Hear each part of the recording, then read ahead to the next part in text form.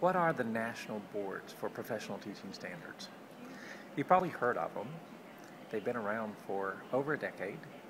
Many teachers in Alabama have gotten national board status, and any teacher who has is getting a bonus.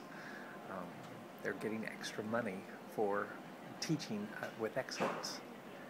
So it's time now for you to take a look and find out what national boards are all about. Um, the vision of the national boards was raising the bar for teaching, for excellence in teaching in America. Keep that in mind as you look through the national boards. Are you seeing that the national boards do raise the bar?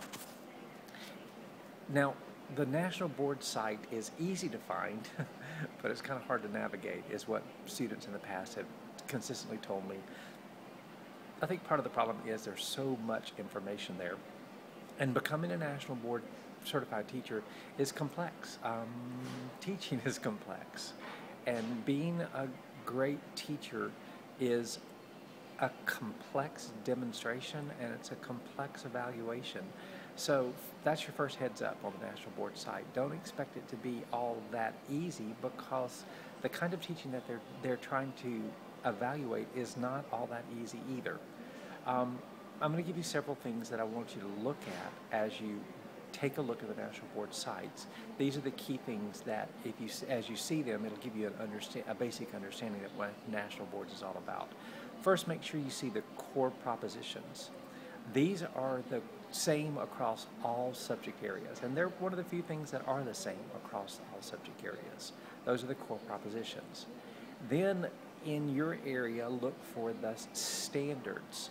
There will be actual standards in my area of science. There are 11, I believe, unless they've changed them, and they're actually the standards for high quality teaching in science.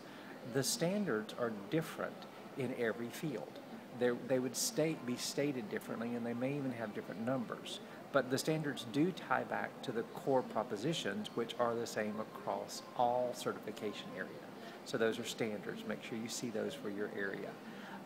Make sure you see secondary teachers. There are 2 levels that you could be, that you would seek certification in.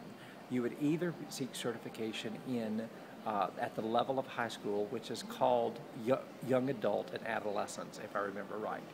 Or there's the middle school area, which is called early adolescence. They don't use the terms high school and middle school. Make sure you understand that as you go in there, because as you start trying to get to the information on your specific area, anything else like portfolio and the assessment center that I'm going to talk about in a little bit, you have to actually choose a certification area like science and a certification level like early adolescence. So that's what middle school teachers would pick, and then they would go deeper into the site. So make sure you understand the levels.